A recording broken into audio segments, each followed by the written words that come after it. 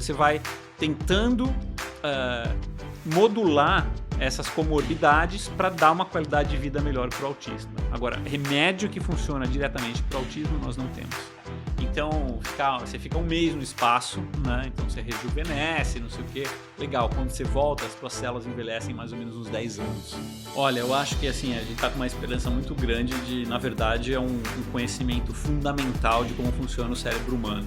E isso vai se abrir, né, em oportunidades terapêuticas que vão desde o autismo até o Alzheimer. A gente conseguiu, de uma certa forma, identificar a formação de memórias nesses minicérebros, né? Então, fazendo alguns experimentos com os minicérebros em laboratório, né, estimulando eles e depois observando como é que eles se comportam, a gente já consegue definir que memórias são armazenadas no tecido neural.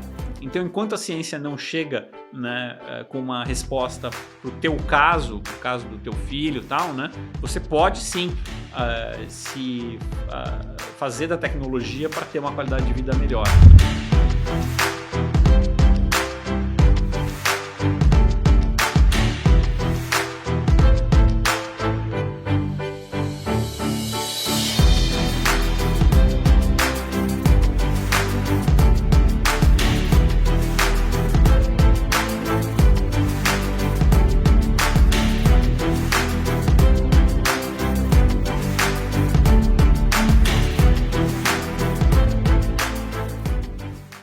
Olá a todos, sejam muito bem-vindos ao Simplesmente Gicovati, programa 05. Hoje um programa diferente, a gente está gravando agora aqui direto de San Diego, nos estúdios do meu amigo Abdala, e com um convidado que não é especial, é uma honra ter ele hoje aqui. É Alisson Muotri, biólogo brasileiro com o maior número de publicações científicas de alto impacto, professor e pesquisador da Universidade da Califórnia de San Diego, onde é diretor do programa de célula-tronco na UCSD. Seu trabalho aborda termos da fronteira da genética com a neurociência, como o desenvolvimento de etapas iniciais do sistema nervoso humano, usando organoides cerebrais, os minicérebros. Alisson, muito obrigado, cara, de verdade é uma honra, te agradeço muito a tua presença. Obrigado, para mim é um prazer estar falando aqui com você, ainda mais em português e transmitindo um pouco de conhecimento aí para o pessoal. Tenho certeza que nosso público vai gostar muito. Bom, eu queria começar aqui. Há um pouco tempo atrás eu li um livro que chama Medicina do Amanhã, do Pedro Chestaski. Se o pessoal achava que Gicovati era difícil, agora ficou fácil. Que foi um presente de um grande amigo meu, Amilcar Viana. Nele, ele fala na mudança de relação entre paciente e médico, ele fala um pouco dos pacientes se apoderarem mais da sua saúde, ele fala sobre a prevenção, mas principalmente ele enfatiza a importância nos testes de sequenciamento genético para detectar vulnerabilidades genéticas para doenças crônicas e identificar mutações genéticas que podem piorar doenças existentes. Quando eu conheci o teu trabalho, eu pensei, caramba, o cara faz cérebro em laboratório, é o Frankenstein. Então, eu fiquei muito impressionado e, obviamente, eu fui me informar mais como isso funcionava. Então, eu queria começar com você falando um pouco desse conceito dos minicérebros e como eles podem ajudar a detectar essas vulnerabilidades genéticas ou outros fatores importantes. O que você tem para dizer dessa questão da medicina do futuro? Legal. Não, essa pergunta é extremamente importante, já vai direto no core do que a gente faz aqui no laboratório, né? Então, ele está certíssimo, né? Que a informação genética que a gente carrega em todas as nossas células está lá, ela está dizendo, né, como cada célula vai se comportar, como os tecidos vão se comportar, como o corpo humano vai se comportar, né? Isso do ponto de vista genético. Genética não é isolada, ela está envolvida num ambiente, o ambiente que você se coloca influencia a genética e vice-versa. Tem coisas na vida que são mais deterministas, né? Então, tem genes que influenciam a sua saúde de uma forma mais determinista, outros menos, né? Então, variáveis, por exemplo, o seu peso, sua musculatura, isso tudo você controla com o ambiente, com o exercício, com a alimentação, né? Uma doença genética do neurodesenvolvimento você não controla, você já nasce com ela. É o caso do autismo, né? O autismo está lá escrito no teu DNA, né, que você vai ter um desenvolvimento neural diferente, né? E isso vai persistir por toda a sua vida. Você pode até atenuar isso daí, mas está escrito no seu DNA que é assim que vai acontecer.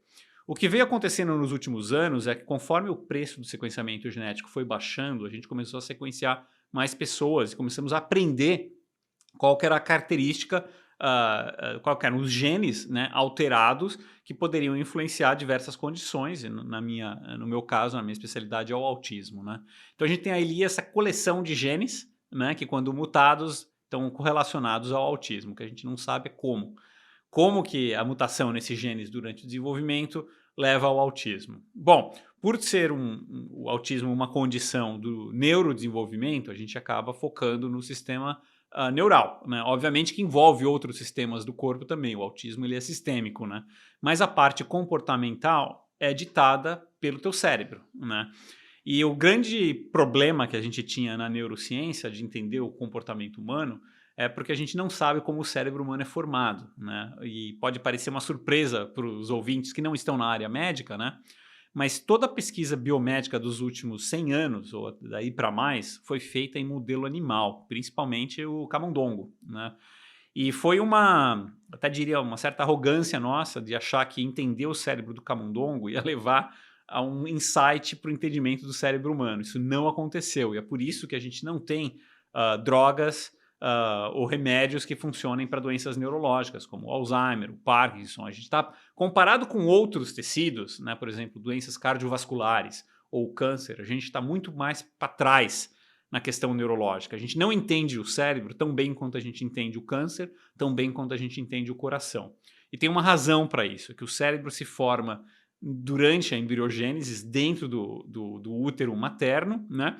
E depois ele é protegido pela caixa craniana, que não permite com que você estude ele, né? Pelo menos não a nível molecular e celular, que é o que é preciso para a gente entender realmente o funcionamento.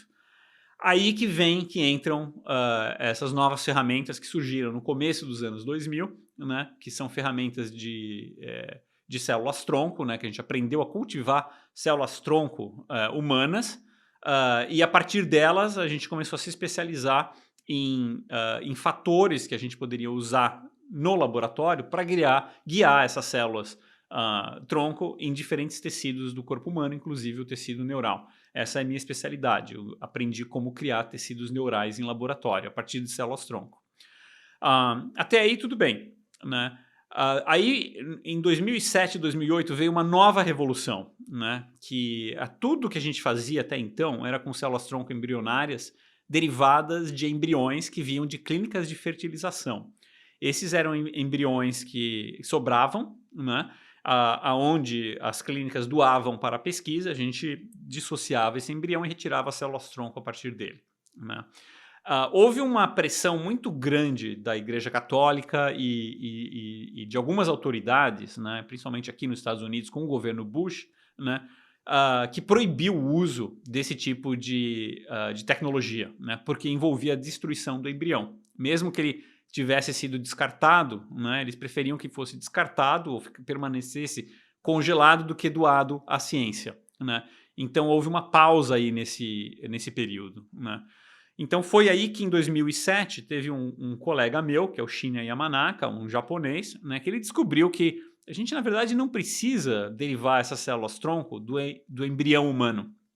A gente pode reprogramar essas células-tronco a partir da pele de um indivíduo vivo, né? Ou seja, se eu pegar aqui um pedacinho da minha pele, um pedaço do meu cabelo, eu levo para o meu laboratório, eu consigo fazer uma ativação de 4 genes dentro dessa célula que faz com que ela perca a identidade de pele, de cabelo, de sangue e torne-se uma célula sem identidade, uma célula-tronco, né? E a partir daí, então, eu consigo derivar os tecidos neurais que eu preciso para o meu estudo. Essa tecnologia que levou ele ao Prêmio Nobel em 2012, né, ela traz 2 grandes revoluções. A primeira que é a gente não precisa mais do uso da célula embrionária, né, que vinha do embrião. Então isso resolve uma questão ética que era muito forte, né? O segundo pulo do gato, que eu achei fenomenal, né, ao fazer isso a partir de uma pessoa viva, você captura o genoma, né, o DNA daquela pessoa na condição pluripotente. Então, a partir do momento que eu faço, né, um tecido neural dessas células-tronco, aquelas células-tronco, elas têm o genoma, o DNA daquela pessoa, né? E não mais do embrião que ia ser descartado. Então, se eu faço isso a partir de um autista, eu consigo recapitular o desenvolvimento neural daquele autista, né? Então, a gente começou a comparar o desenvolvimento neural do que a gente chama dos neurotípicos ou grupos controles, que não tem a condição, e comparar com os autistas, e passamos a observar o que acontece durante o desenvolvimento neural que é diferente entre esses dois grupos. E aí começou a vir uma série de insights, né, que culminou, né, numa demonstração lá em 2010, né, do meu laboratório aqui na Califórnia, mostrando que existem alterações específicas, né? Por exemplo, os neurônios de autistas, eles têm alterações morfológicas, eles são diferentes dos neurotípicos. O número de sinapses ou conexões nervosas que eles faziam também era diferenciado, né? Entre uma série de outras alterações moleculares. Mas a grande a descoberta, no meu ponto de vista, que eu acho que levou a uma revolução na neurociência, que quebra um dogma, foi que essas alterações elas não eram permanentes. Ou seja, o determinismo genético do autismo poderia ser revertido, né? Então isso abre aquela perspectiva de que, poxa, então será que a condição autista é para o resto da vida? Talvez não. E a neurociência tinha esse dogma de que alterações durante o desenvolvimento que passavam o período crítico no começo da tua vida se mantinham para o resto da vida. E a gente veio e quebrou isso daí, mostrou que não importa a condição genética, se você dá as condições ideais, a gente fez isso de uma forma farmacológica e uma forma usando uma terapia gênica também, consertando as mutações genéticas, né? A gente consegue reverter essa situação. Então, o que eu acho que é mais importante é que trouxe uma esperança, né? Principalmente naqueles casos de autismos mais graves, onde a pessoa tem uma debilidade, uma vulnerabilidade muito grande, abre a perspectiva de que possa existir sim um tratamento que ajude a vida dessas pessoas. Então, acho que essa foi a grande sacada que esse trabalho com células-tronco e esses tecidos neurais, os minicérebros, né, trouxeram para a gente na medicina. Muito bacana. O quanto hoje a gente consegue intervir com essas informações, nesse momento? Quanto essas informações hoje já te possibilitam alterar de alguma forma o DNA? Como você vê isso no futuro? Como você vê essa evolução ao longo dos próximos anos? Olha só, quando a gente demonstrou lá em 2010, né, que a gente conseguia fazer a reversão, isso é um subtipo de autismo que a gente trabalhou, né? A gente fez com uma intervenção farmacológica, ou seja, era uma droga, né, que era o IGF-1, que é o Insulin Growth Factor 1, né? E a gente conseguiu reverter o número de sinapses nos neurônios derivados das pessoas com a síndrome, né? Esse remédio, né, só foi aprovado esse ano, no começo desse ano. Então levou-se aí mais de 10 anos, desde a descoberta do remédio até a comercialização. Ou seja, passou por todos os ensaios clínicos, foi mostrado que realmente havia um benefício para essas crianças, né? Então, para aquele subtipo de autismo, ele funcionou e hoje em dia ele é aprovado e comercializado, né? A gente aprendeu uma série de coisas nesse caminho. Por exemplo, que a molécula que a gente testou nos minicérebros era muito grande e quando a gente testava em pessoas, a molécula não chegava ao cérebro porque o cérebro é protegido por uma membrana hematoencefálica, né, que filtra as moléculas muito grandes. Então, por mais que a gente tinha prova de princípio nos tecidos neurais, quando a gente testava nas pessoas não funcionava, porque ele não estava chegando no cérebro. Então a gente foi aprendendo, né, como que esse desenvolvimento de drogas teve que ser ajustado desde a pesquisa pré-clínica até a pesquisa clínica. Isso levou, nessa primeira medicamento, aí levou uns 10 anos, né? Hoje em dia a gente já sabe tudo isso e eu acho que agora, a partir de agora, é tudo muito mais fácil.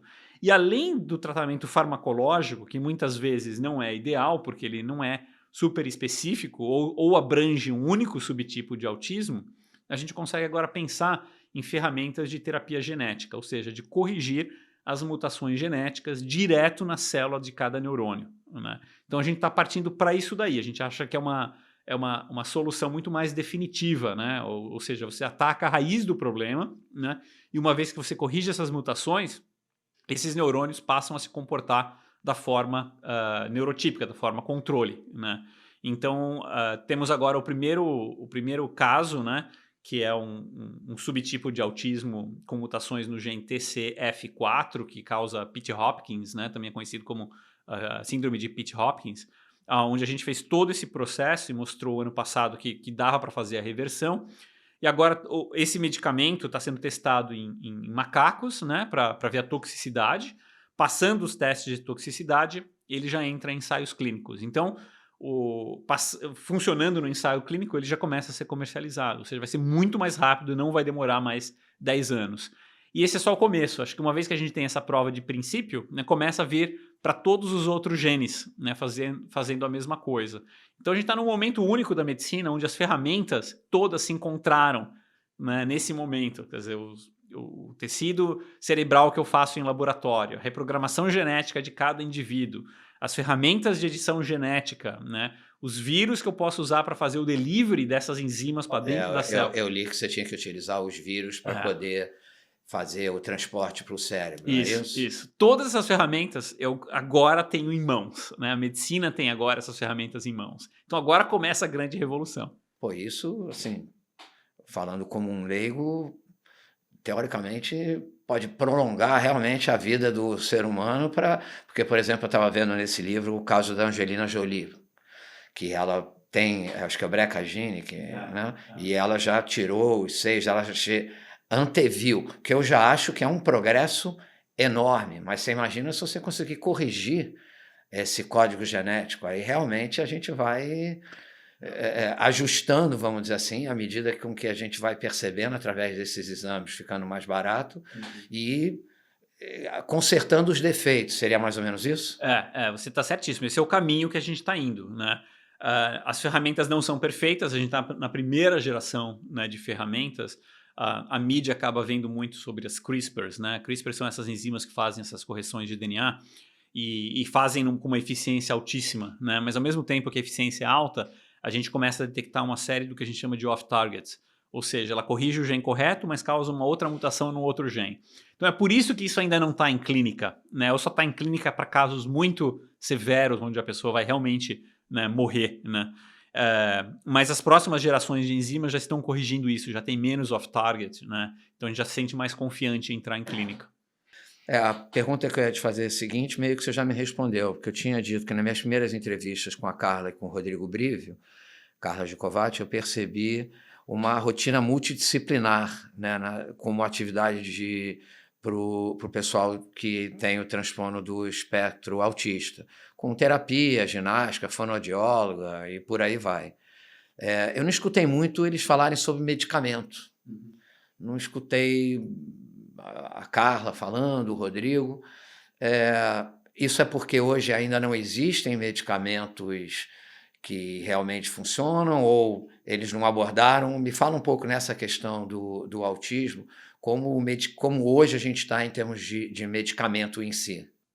O melhor medicamento que a gente teria hoje para o autismo é o IGF-1, né? Aquela molécula que a gente descobriu há 10 anos atrás e que hoje está aprovada para um subtipo de autismo, né?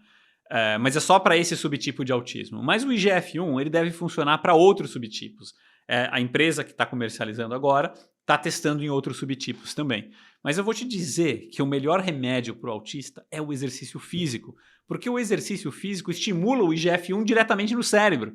Então você, em teoria, não precisaria tomar, né? Você consegue estimular ele endogenamente, né? Mas colocando à parte, né, o IGF, né, que outros tratamentos farmacológicos existem para o autismo? Na verdade, nenhum que as pessoas tomam hoje em dia, né, foi desenvolvido para o autismo. São todos remédios que tratam algumas comorbidades ou alguns sintomas do autismo, né? E então, por exemplo, se o autista tem convulsões, então você dá remédios anticonvulsões, né? Você controla a convulsão. A ansiedade é muito comum em algum deles, então você controla, né, a ansiedade, né? E por assim vai, ou seja, você vai tentando modular essas comorbidades para dar uma qualidade de vida melhor para o autista. Agora, remédio que funciona diretamente para o autismo nós não temos. Entendi. Você tocou num ponto do exercício físico que eu acho muito interessante. Eu estava vendo na Netflix, eles lançaram um programa sobre as Blue Zones, né, que são as zonas no mundo onde você tem a maior quantidade de centenários. Como você vê a congregação de atividade física, alimentação, pensamento positivo, pertencimento? Você já fez alguma experiência nesse sentido? O quanto o nosso pensamento realmente interfere no nosso cérebro e organismo? Essas são áreas muito difíceis de você aplicar o método científico, né? Porque, veja só, trabalhar com o humano é muito difícil, né? Qual seria o experimento ideal, né? Que eu pegasse um grupo de pessoas, dividisse no meio e falasse, vocês aqui só vão ter pensamento positivo, vamos ver como é que sua vida vai melhorar, e vocês aqui só vão ter pensamento negativo, vamos ver como é que sua vida o que vai acontecer com a tua vida, né? Isso é impossível de fazer esse experimento, tá? Porque a gente não controla o que as pessoas estão pensando. É por isso também que validar a parte nutricional em humanos é muito complicada, né? Porque você fala, você só vai comer essa e essa dieta, né? Mas não tem ninguém lá, né, verificando se o cara só come aquilo. Então, o método científico, quando aplicado no humano, tem um problema. A gente faz isso muito bem em animal, né? Porque a gente coloca eles em jaula, infelizmente, e a gente só dá a comida que a gente quer que eles comam, e assim a gente controla. É assim que a gente vê, né, que você pega 2 macacos, né, dá uma comida boa, com uma dieta boa, com um exercício bom, ele tem uma vida muito mais longa e saudável do que aquele que só comeu porcaria. Então a gente sabe através do modelo animal. Pode isso ser extrapolado para o humano? É o que a gente faz, né? Então estudar as Blue Zones foi uma ideia de ir atrás, né, dessas populações que têm essa longevidade, essa vida mais saudável, para entender quais são os fatores, né, que não deve ser único, deve ser complexo, né? Acho que já consegue ver que tem um tipo de alimentação específica, o exercício físico e a parte social, que é muito importante, né? Então, assim, a gente tem essa correlação. Provar que é isso mesmo, ninguém nunca provou e a ciência não vai conseguir provar, porque esses experimentos são complicados, né? Mas eu já fiz a experiência comigo mesmo. Acho que quando eu estou mais feliz, sou otimista, faço exercício, eu me sinto muito melhor, minha vida flui muito mais fácil, né? Então acho que qualquer um pode testar isso em si mesmo, né, e confirmar essa correlação. E o que eu acho fascinante disso é que você não precisa vender isso, ninguém precisa comprar, isso não precisa ser comercializado, né, para você aumentar a sua qualidade de vida, né? Mas você acha que a genética tem um papel maior do que o meio? Ele é igual? Uma pessoa que nasce, enfim, com uma determinada família, que todo mundo tem histórico de câncer, etc., ele necessariamente mesmo que ele tenha porque eu já vi experiências de gêmeos idênticos com hábitos diferentes, aonde o que tinha hábitos saudáveis teve resultados melhores, mas também vi experiências onde um morre de câncer, 2 semanas depois morre o outro. Então, e até então, pelo que eu estudei, pelo que eu vejo, a gente tinha na genética o grande fator determinante. As pessoas realmente achavam que era uma questão genética. Você acha que o meio tem tanta importância quanto a genética? Como que você vê isso na tua experiência? Eu acho que o meio tem tanta importância quanto a genética. Aí a gente volta para aquele começo da nossa conversa, né? Que tem coisas da genética que são muito deterministas, né? Então, o quanto que você vai crescer, né, é determinado geneticamente, tá? Isso você não altera, você pode fazer o que você quiser, mas você não vai alterar isso, né? Você pode se esticar, né? Mas não é por aí, né? E a cor do teu olho, isso é determinado geneticamente, né? Então, tem algumas dessas coisas que a gente sabe que a genética é muito forte e não consegue mudar com o ambiente. Tem outras coisas, né, que a gente sabe que é influenciado mais pelo ambiente e pode até passar de geração para geração, né? Então, a obesidade, por exemplo, é uma coisa que a gente já sabe que passa por gerações, né? Então, isso é complicado, isso tem que ter um conhecimento maior disso daí. A gente não entende ainda todos os fatores que são deterministas ou não na genética.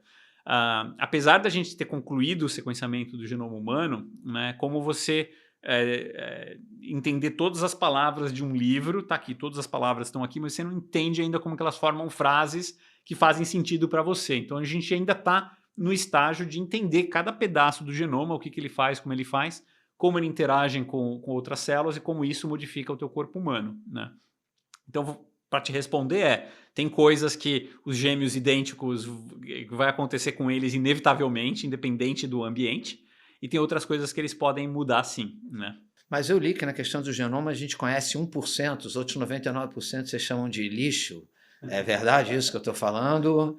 Eu vi algumas reportagens que diz que o importante mesmo é 1%.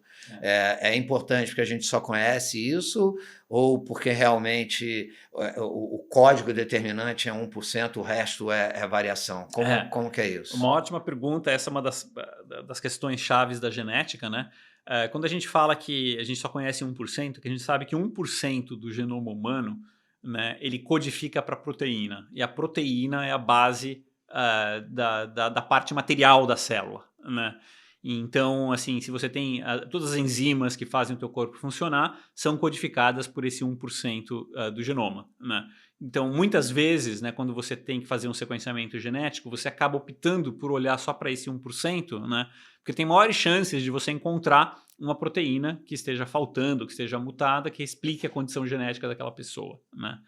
Bom, e aí, porque a gente não entendia o que era, né, os outros 99%, acabou ganhando esse apelido de DNA lixo, né? Como se fosse resquícios da evolução que a gente carrega, né, dentro das nossas células, mas que não teriam função.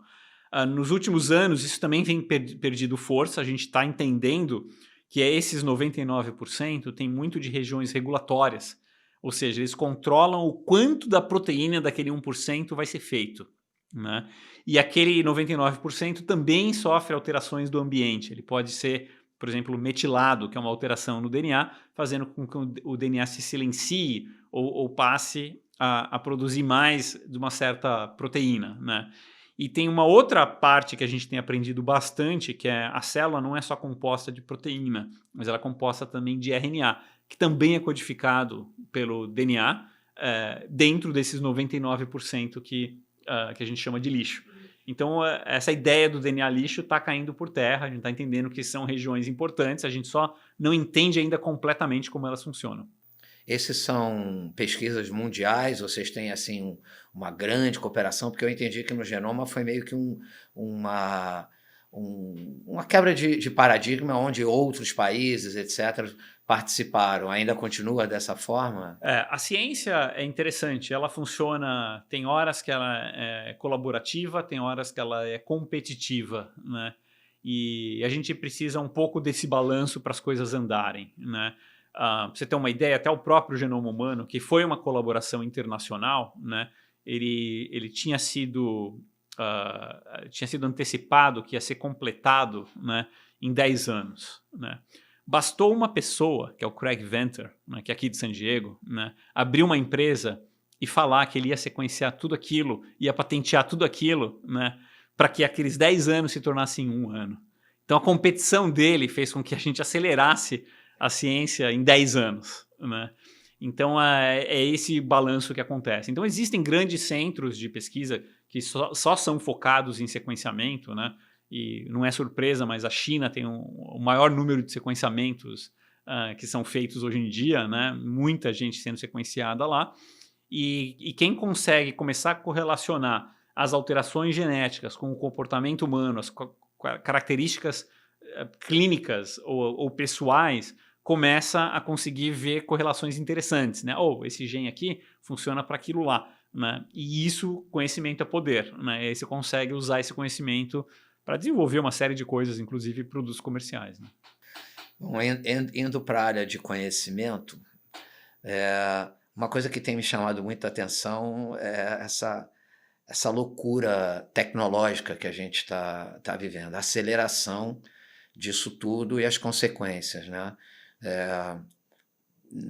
Nas entrevistas que eu fiz, e também eu tenho uma filha de 16, vai fazer 16 anos, essas crianças são todas ansiosas, com angústia, é uma loucura a capacidade de concentração, todo mundo tem TDAH, é uma loucura. Então, assim, a pergunta que eu tinha te feito aqui era: os aparelhos eletrônicos são hoje uma das maiores causas da falta de atenção das pessoas, principalmente dos jovens, devido ao excesso de informação e à dinâmica dos conteúdos. a inteligência artificial está chegando com tudo. O que você já teve a oportunidade de estudar ou qual a tua impressão das consequências que ele pode causar no cérebro de gerações futuras? Ao não utilizar o nosso cérebro, nós podemos perder funções cognitivas ou limitar a nossa mente? O que você está vendo disso? Porque, assim, daqui a pouco você não tem que fazer mais nada. Você aperta um botão, o ChatGPT faz tudo para você. Você já fez algum estudo? Já parou para pensar sobre isso? Sim, já parei para pensar. Tem diversos colegas trabalhando com isso, né? A grande questão é que o cérebro humano não foi... ele não evoluiu, né, para interagir com uma tela, né? Ele evoluiu para interagir com a vida real. E a gente está tirando, né, principalmente durante os estágios iniciais do desenvolvimento, a gente está tirando a oportunidade que o cérebro tem de conhecer como funciona as leis naturais do universo. E isso não é só humano. Você olha, né, qualquer animal, né, quando a criança brinca muito, né, gatinho, cachorrinho, está sempre querendo brincar, pular, porque está entendendo como é que funciona o universo que ele está inserido. E isso vai alimentando o cérebro do que é possível, o que não é possível, ele vai entendendo como as coisas funcionam. Quando você tira isso e coloca em frente a uma tela, você perde, né, a parte física do aprendizado do cérebro. E ninguém ainda sabe qual que é a consequência disso ao longo termo. A gente vai aprender aí nas próximas gerações, né? De qualquer forma, eu não acho recomendável essa exposição tão grande assim, principalmente em crianças com o cérebro em desenvolvimento. Acho que vai fazer mal, apesar de eu ainda não ter dados para mostrar isso, né? Mas você vê, o conteúdo também influencia, né? Então, acho que o que você falou da ansiedade vem muito das redes sociais e da comparação, né? Que a gente, quando era criança, a gente, na verdade, você via um amiguinho lá que era mais rico, que tinha uma caneta diferente, né? Você até ficava meio invejoso ali, mas depois você também tinha outra coisa e conseguia lidar com aquela situação. Agora a gente escalou isso, né, numa escala logarítmica, com ordens de magnitude, né? A pessoa está se comparando com o mundo inteiro. Falamos nisso num dos podcasts, que a gente brincava que era a grama do vizinho era mais verde, né? Só que você só comparava com a grama do vizinho. Agora você pega uma menina de 20 anos e uma outra de 60 quer se comparar com ela. Isso está criando realmente Eu estou impressionado assim, com o aumento de demência, com o aumento de tantas doenças psicológicas. Hoje em dia, né, a minha irmã estava falando que num grupo de mães de alunos da escola, eram, sei lá, 30 mães dentro de um grupo de WhatsApp, elas pediram lá, alguém tem uma indicação de psicólogo? Todos tinham. Todos tinham. Então, assim, realmente eu me questiono muito em termos de sanidade como um todo das gerações futuras. E você falou uma coisa que a gente está no começo, a gente não conhece as consequências disso. Então, eu acho que isso realmente... E eu entendo que o nosso cérebro, ele vem construindo as suas bases há milhões de anos. Então, ele é preguiçoso, ele tende a fazer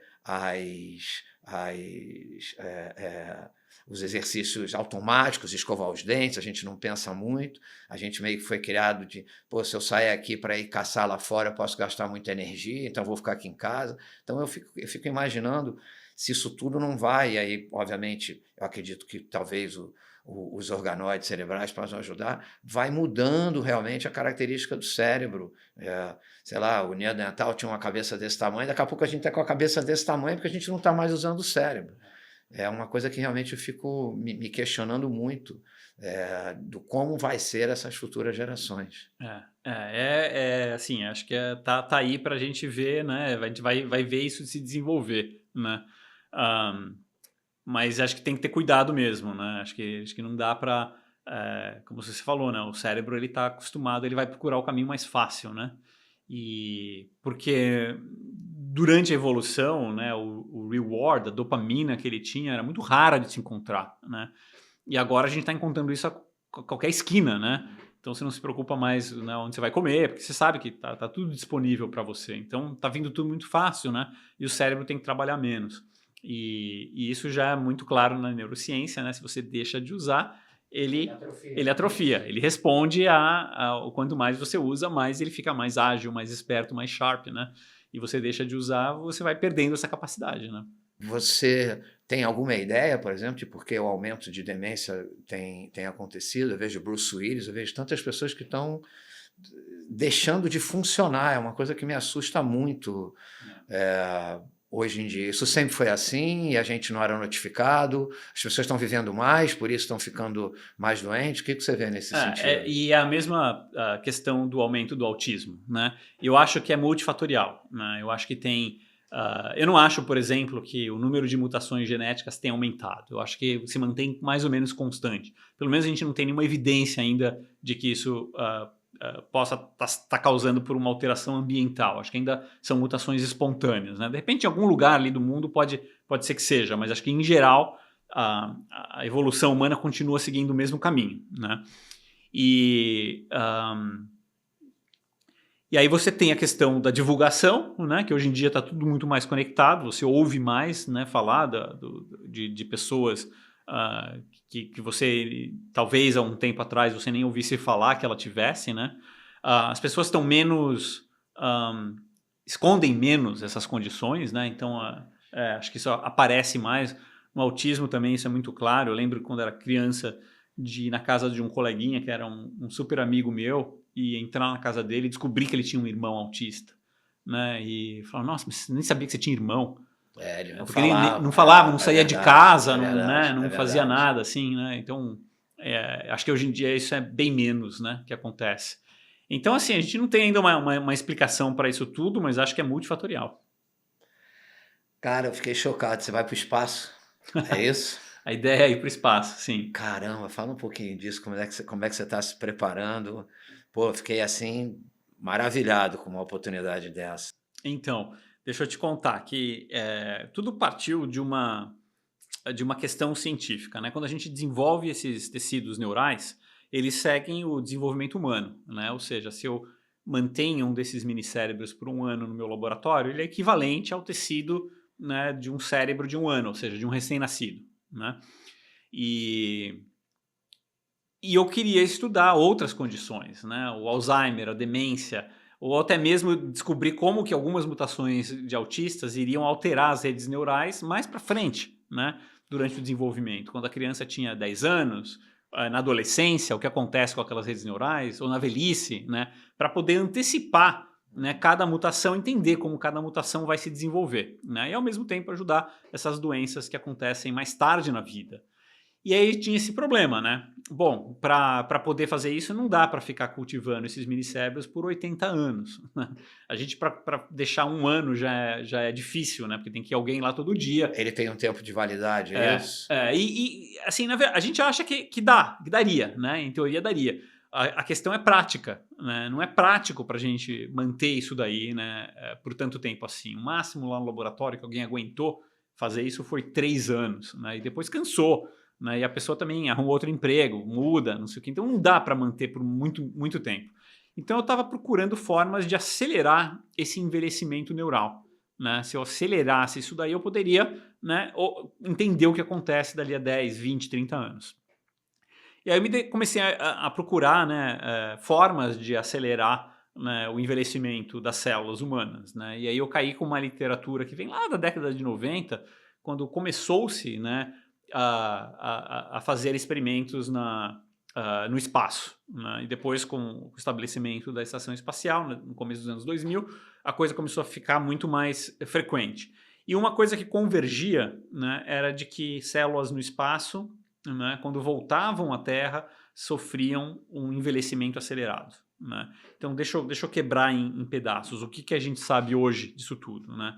Quando você vai para o espaço, ou seja, quando você entra em microgravidade, né, que é o free fall, né, que é o que acontece com a estação espacial, ela está em constante queda livre, né, ao redor da Terra, você não elimina completamente a gravidade, você entra nesse estágio de microgravidade. Essa microgravidade tem uma ação direto nas tuas células, de todas as células do teu corpo, aonde, por um mecanismo que a gente ainda não entende, né, as tuas células param de envelhecer. Não envelhecem mais rápido, elas não param envelhecem. Não envelhecem. E melhor ainda, as células tronco que estão em cada tecido proliferam mais. Ou seja, não só você não envelhece, como você Rejuvenesce. rejuvenesce. Pô, que Não fantástico. é, é fantástico, né? Pô, já vou comprar um terreno lá para ver se... Só tem um problema. Se você volta, no momento que você volta para a Terra, que você entra de novo na gravidade, não só o sistema compensa, mas como ele supercompensa. Então aí que causa o aceleramento do envelhecimento. Então você fica um mês no espaço, né? Então você rejuvenesce, não sei o quê. Legal, quando você volta, as tuas células envelhecem mais ou menos uns 10 anos. Então aí você vai falar, caramba, isso aí é complicado, como é que o astronauta não está um velho, né? Na verdade foi feito, né? A NASA fez esse experimento com... são 2 irmãos que são geneticamente idênticos, um ficou na estação espacial por 1 ano e o outro ficou em terra. Depois ele voltou e fizeram a análise, né, do que acontece com eles. E obviamente o corpo sofre muito, né?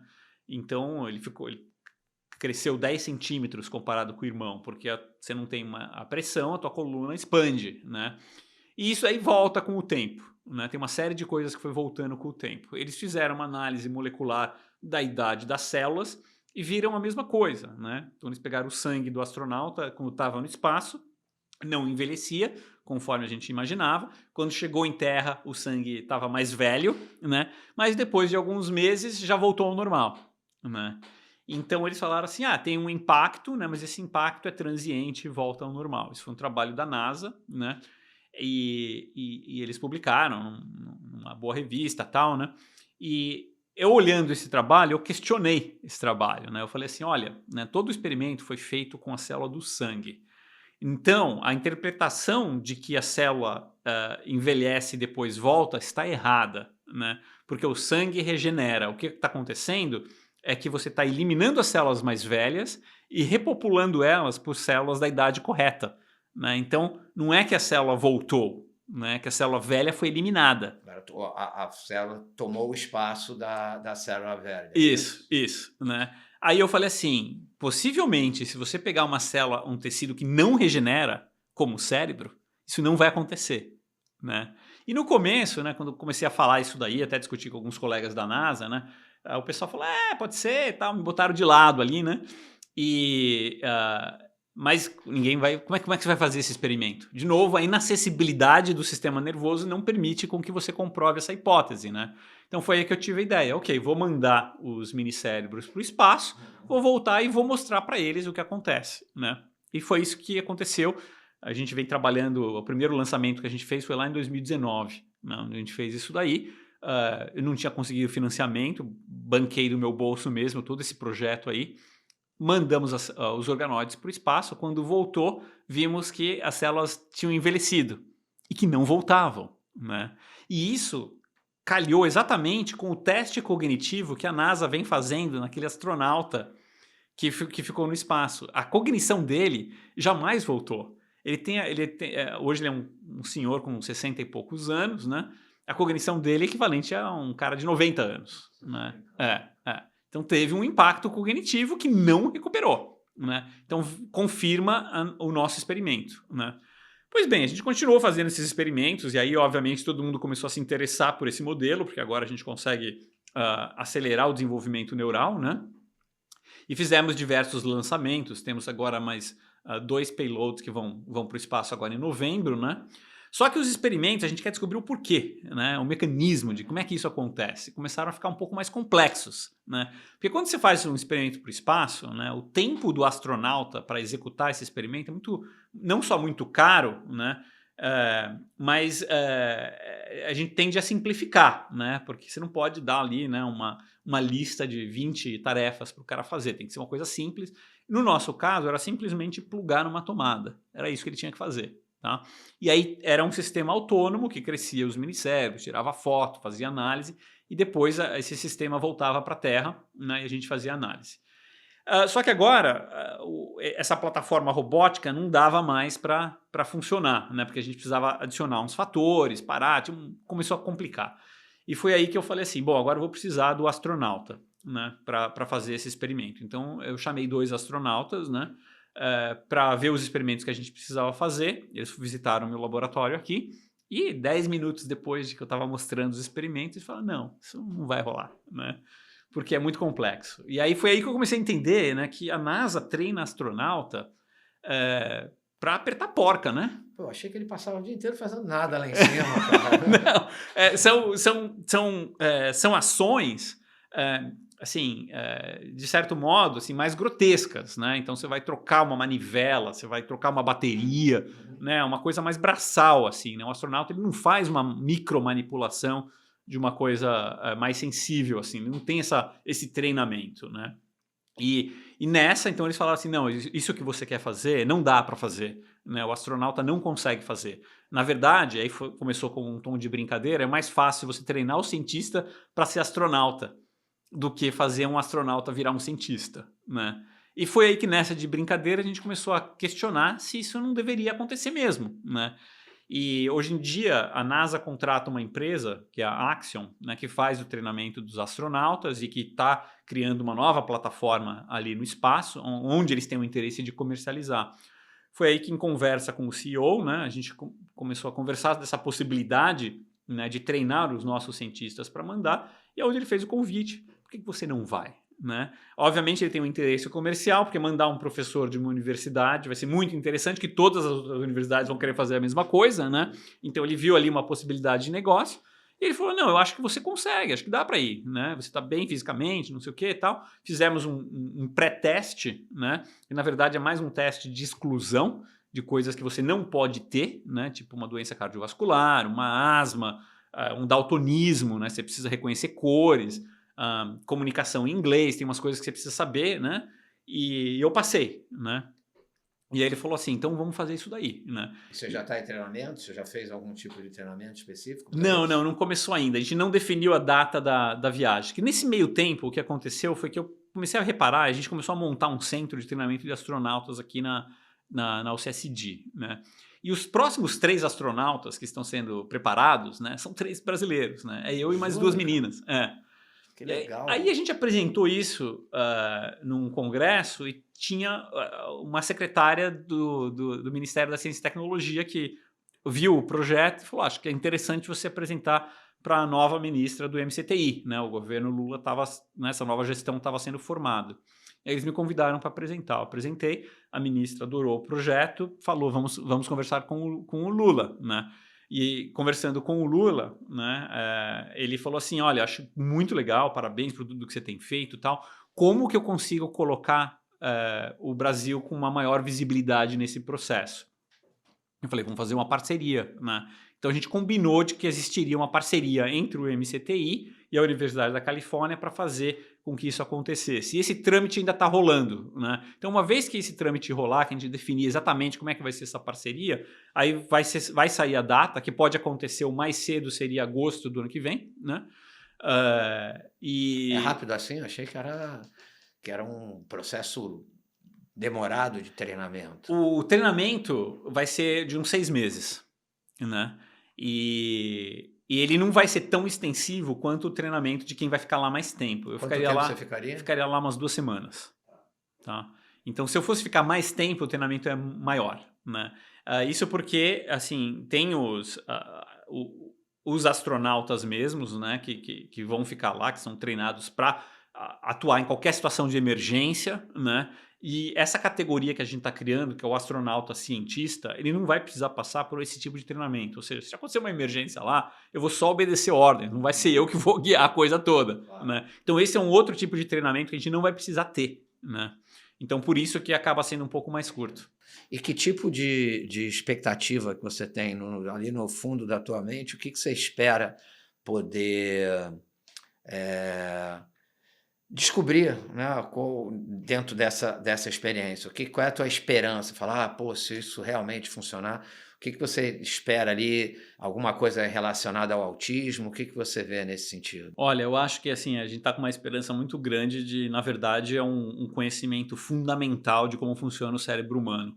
E isso vai se abrir, né, em oportunidades terapêuticas que vão desde o autismo até o Alzheimer. Porque a gente não sabe o que acontece durante a formação dessas redes neurais, durante a formação do cérebro humano, né, como as diferentes partes do cérebro se conectam. A gente vai conseguir ver isso tudo, né, num que demora anos, a gente vai conseguir fazer tudo isso, né, num período de tempo muito rápido, de dias ou meses, né, e entender. Então é uma oportunidade única, como você vê o resumo da história de uma vida de alguém em 10 minutos, né? Então acho que vai ser bem revolucionário. Estou impressionado, assim, eu achei que a gente conhecia muito, porque né, no córtex, não sei o que, se desenvolve a parte do raciocínio, atrás tem o teu subconsciente. Eu achei que a gente conhecia muito do cérebro, assim, o que eu estou mais fascinado nessa nossa conversa é ver o quanto a gente não conhece do cérebro. E eu lembro que o meu pai me falava uma coisa que eu ficava fascinado quando eu era novo. Ele dizia que quando a gente pudesse fazer um transplante de cérebro, quando eu pudesse tirar o meu cérebro, colocar em você e você no meu, se eu fosse o Alisson, ficava claro que todas as informações estavam no meu cérebro. Mas se eu continuasse sendo o André, aquilo estava na alma, etc. e tal. O que você pensa assim, em relação a isso? Como que você vê essa possibilidade, por mais difícil que ela seja, inclusive falou que isso provavelmente nunca aconteceria, mas isso quebraria, inclusive, paradigmas religiosos e etc. É bem interessante a gente né? Vou até adiantar aqui, são dados que a gente nem publicou, mas vou te contar em primeira mão, né? O que a gente tem visto, né? A gente conseguiu, de uma certa forma, identificar a formação de memórias nesses minicérebros, né? Então, fazendo alguns experimentos com os minicérebros em laboratório, né? Estimulando eles e depois observando como é que eles se comportam, a gente já consegue definir que memórias são armazenadas no tecido neural, né? Então, o teu pai tá certo. Se eu botar o cérebro do Alisson em você, né, vai ser eu que vai estar lá. As minhas memórias estariam aí. Então, ela tá preservada no tecido físico, né? O que era uma coisa que a ciência suspeitava, mas ninguém ainda provou isso daí, porque ninguém sabe qual que é o mecanismo, né? Que legal, cara. Que legal. E isso realmente, de certa forma, faz com que o nosso cérebro seja a caixa que comanda tudo, né? E te identifica como que você é, como que você vê o mundo, o que você pensa. É fascinante, né? E o fato da gente saber tão pouco.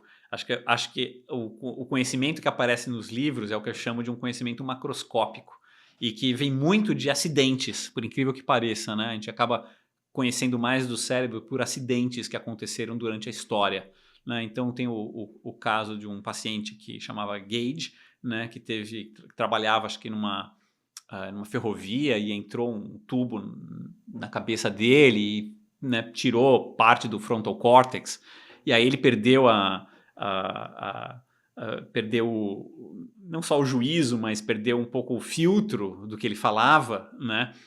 E é assim que a gente entende a demência hoje em dia, né? A gente sabe que vem da perda de sinapses do frontal cortex. Então, tem um monte de acidentes ou causas genéticas que acabam eliminando um pedaço do cérebro que você consegue observar e dar sentido àquilo, né? Mas, então, tudo que a gente sabe vem disso, não vem da ciência mesmo, dos experimentos, né? Muito pouco do que a gente consegue aprender com a ciência, com o cérebro, porque a gente nunca teve o tecido à nossa disposição para testar, né? Diferente do câncer, você tem lá um câncer de pele, eu tiro aquele câncer, eu ponho no laboratório, estudo ele, e eu sei o que acontece com ele. Não consigo fazer isso com o cérebro.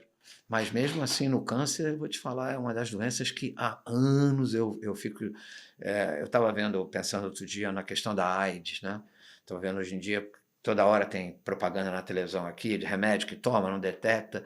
E eu estava me imaginando, né, a mãe do Cazuza vendo aquilo, falando, caramba, aquilo foi uma doença devastadora. Eu não entendo por que no caso do câncer, não sei se é por multiplicação celular, o que acontece, que a gente tem tanta dificuldade, e eu sinto que é uma doença que vem crescendo. Inclusive, um dos últimos estatísticos que eu estava vendo, está arriscado a gente estar num momento em que as gerações atuais ou as futuras vão viver menos do que as anteriores, que isso é inédito. Então, acredito que só pode estar relacionado ao que a gente está comendo, a excesso de estresse, mas o câncer é realmente uma doença assim, desafiadora, que eu fico pensando por que até hoje a gente não conseguiu controlar melhor. E aí tem todas as teorias, que o laboratório já sabe, mas ele não conta, porque ele quer continuar ganhando em pesquisa. O quanto que isso realmente acontece, Alisson? Porque uma das coisas que o Pedro coloca no livro, que eu achei muito interessante, é essa promiscuidade, de certa forma, da relação dos laboratórios com os médicos, né? Essa coisa de meio que eu pago a tua passagem para ir para não sei aonde, mas receito o meu... E, óbvio, a gente está no meio de um business muito grande. Quanto que o business realmente influencia, se é que influencia, nas boas condições da gente avançar e desenvolver curas para coisas que hoje em dia refletem trilhões de dólares no bolso desses laboratórios. Não, tem com certeza o business influencia muito, né? Então a gente sabe hoje em dia, por exemplo, se alguém descobrir a cura para diabetes, né, se parar de vender insulina, né, a gente vai ter uma quebra no mercado gigantesca, o mundo vai sofrer, né? Porque o mercado de insulina é muito grande, né? Então a cura da diabetes vai chacoalhar isso daí, né? Mas eu não acho que por que não... que é uma coisa, já sabemos como faz e ainda não liberamos, né? Eu acho que realmente não sabe como faz, né? E acho que a questão do câncer, né? Na verdade, o câncer afeta 100% das pessoas. Todo mundo vai ter câncer. É capaz da gente já ter tido alguns, mas o nosso sistema imune que consegue eliminar essas células cancerígenas do corpo, né? Por isso que manter um sistema imune saudável é importante, né? E o que eu acho que aconteceu, que faz parte de um aprendizado, que eu faço até o paralelo com o autismo, né? Que é a gente inicialmente, e acho que a gente é da mesma geração, a gente vai lembrar, né, diversas notícias dizendo a cura do câncer, né? Hoje em dia se ouve menos isso, porque a gente descobriu que o câncer é heterogêneo, que o câncer depende do tecido, depende da célula, né? Então não existe uma cura para todos os cânceres, né? Cada subtipo de câncer vai ter, né, um tratamento, uma forma de você tratar ou lidar com aquela condição. E hoje em dia a gente já tem, né, a cura para diversos subtipos de câncer. Não são todos, mas alguns já tem, né?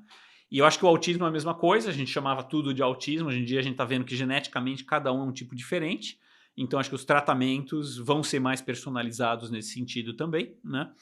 E a relação do business, né, da medicina nisso tudo, teve uma coisa recente que aconteceu que eu acho que é importante, que antigamente as empresas não davam muito valor a doenças raras, né, porque elas não viam, né, falando aqui nos Estados Unidos, não viam uma possibilidade de comercialização, né? E a coisa mudou um pouco quando uma empresa descobriu a cura para uma dessas doenças. A cura, tá? E é um tipo de atrofia muscular que acontece em crianças. Eles até chamam de flap baby, porque o bebê não consegue ter tônus muscular, né? Então ele fica jogado, você tem que ficar virando ele de tempo em tempo, né? E o tempo de vida ali, se passar dos 3 anos, já é um sucesso, né? E requer um cuidado intensivo, né, com aquela criança, né? Então estima-se, né, que o custo com uma dessas crianças aqui nos Estados Unidos seja mais ou menos uns 10 milhões de dólares até ela morrer. Bom, essa empresa descobriu a cura. Tá aqui a cura. Ó. Você toma uma vez isso daqui, essa criança aqui ia morrer, agora vai para a escola e tem uma vida normal. Tá? Então já tem esse medicamento. O que aconteceu aqui nos Estados Unidos foi muito interessante, né? Que essa empresa começou a vender essa cura por $1,5 milhão, né? E as famílias, óbvio, que falaram assim, não, a gente não tem esse $1,5 milhão, como é que a gente vai pagar por isso, né? Não é você que precisa pagar, pede pro teu seguro, né? Porque o seguro, né, ia gastar 10 milhões e agora vai gastar $1,5 milhão. E o que aconteceu? Que o seguro falou, lógico, né? Pelo amor de Deus, que bom que vocês encontraram a cura, porque vocês, né, tiraram da gente um peso muito grande, né, um custo muito grande.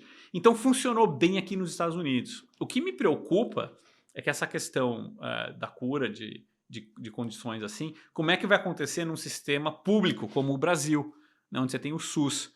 Então você consegue imaginar que as famílias que têm agora essa doença sabem que nos Estados Unidos tem a cura, né? E que custa $1,5 milhão, né? E como é que elas vão pagar? Então elas estão indo via SUS, né? E isso cria uma crise no SUS, porque com $1,5 milhão, ou eu trato 100 pessoas de outras condições ou dou a cura para essa única família, né? Então cria-se um impasse ali, né? Que está acontecendo hoje em dia. É um grande problema que a gente tem. Então a gente tem que começar a rever como que a gente vai lidar com essas questões, né? Conforme as curas vão chegando e vão chegar, né? Como é que a gente vai disponibilizar isso daí de uma forma democrática, né? O que assim, eu gostei muito da oportunidade de estar conversando com você, é que eu vejo de uma maneira assim positiva, à medida como que o desenvolvimento dos testes genéticos, como você falou, fique mais barato, que a gente realmente possa, talvez seja até mais econômico, até para os planos de saúde, entender onde estão os nossos pontos fracos, vamos dizer assim, né? E obviamente através de exames periódicos, através de estilo de vida, né? Se eu tenho uma propensão a ter um câncer de pulmão, é melhor não fumar. Quer dizer, é melhor ninguém fumar, mas se eu tenho, menos ainda, e câncer de intestino, evitar de comer determinadas coisas. Então, assim, eu vejo com muito bons olhos e espero que isso traga em breve para a gente a possibilidade de ser mais assertivo, de conhecer melhor a nossa genética, de tomar decisões melhores em relação a isso.